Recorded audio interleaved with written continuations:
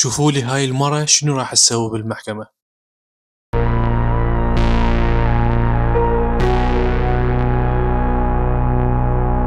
تعال احكي لكم القصة ونشوف المن كتلت.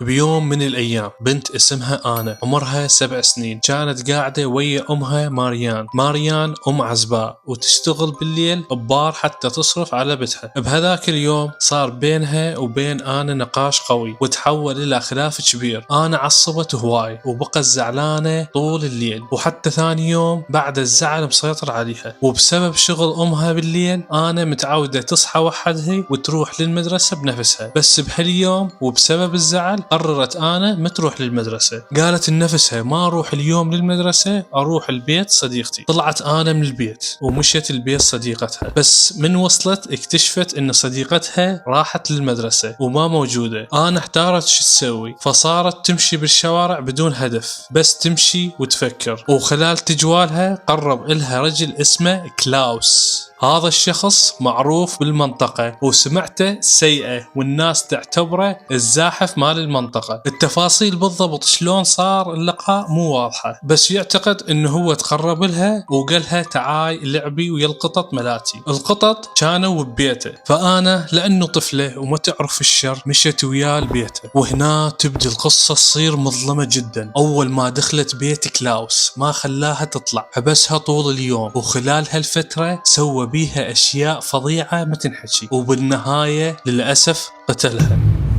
بعد ما قتلها حطها بصندوق كرتون ورمى الصندوق على ضفة قناة مي قريبة من المنطقة. بنفس الليلة الشرطة استلمت اتصال من وحدة تقول انها خطيبة كلاوس. قالت لهم اعتقد خطيبي قتل طفل اليوم وحبيت ابلغ. اتضح بعدين ان كلاوس اعترف لها بالجريمة بنفسه، وهي مباشرة دقت للشرطة وبلغت عليها. تحية لها، سوت الصح. ثاني يوم الشرطة اعتقلت كلاوس. بعد سنة كاملة ابتدت المحاكم. بهالفترة آنا ماريان كانت متحطمة نفسيا، خسرت بنتها الوحيدة، وهسه لازم تحضر محاكمة اللي قتل بنتها وتعيش الألم من جديد. وأكيد كانت تكره كلاوس كره مو طبيعي. بالمحكمة كلاوس اعترف انه هو قتل آنا، بس قال ان الغلط مو عليه. ادعى ان الطفلة حاولت تغريه وانه هو رفض لانه هو انسان زين حسب كلامه. وبعدها قال أنا عصبت وحاولت تبتزه وتقول له إذا ما تعطيني فلوس أقول لأمي إنك اعتديت علي. ولا واحد بالمحكمة صدق هالكلام، بس مجرد إنه نطق بهيج أكاذيب خلى ماريان